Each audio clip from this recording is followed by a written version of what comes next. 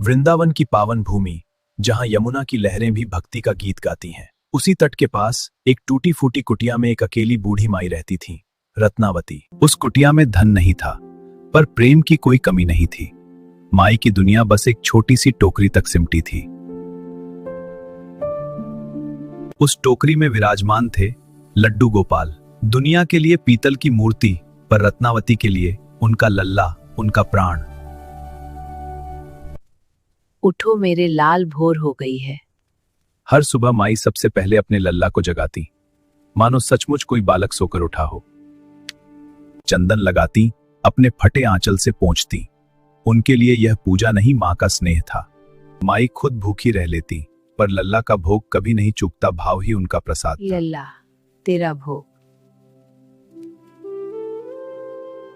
गांव वाले कहते हैं बूढ़ी पागल हो गई है, पर माई मुस्कुरा देती, क्योंकि उन्हें अपने लल्ला पर पूरा भरोसा था। भगवान को सोने चांदी नहीं चाहिए, उन्हें चाहिए तो बस भाव, और रत्नावती के पास भाव की कोई कमी नहीं थी।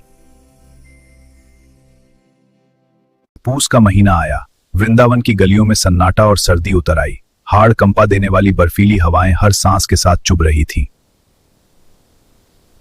अमीरों के घरों में रजाइयां थीं, अंगीठियों की आंच थी, पर उसी वृंदावन में एक कुटिया ऐसी भी थी जहां सर्दी सीधे भीतर उतर आती थी। रत्नावती की कुटिया की छत टूटी थी, जहां से ठंडी हवा सीधे उनके तन और प्राणों को छू जाती थी।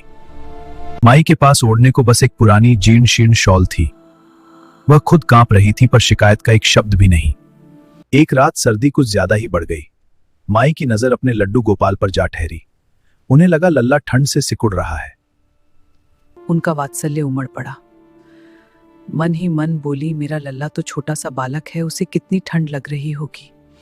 माई ने संदूक खंगाली, एक एक कपड़ा देखा, पर लल्ला के लिए कोई ऊनी वस्त्र नहीं मिला। उनकी आंखों में आंसू आ गए, पर अगले ही पल मां का निर्णय पक्का हो गया। कांपते हाथों से उन्होंने अपनी ही पुरानी शॉल उतारी, उसे कई परतों में मोड़ा और लड्डू गोपाल को पूरी ममता से उसमें लपेट दिया। देख लल्ला, तुझे ठंड न लगे, मैया तो बूढ़ी है, उसे कुछ नहीं होगा।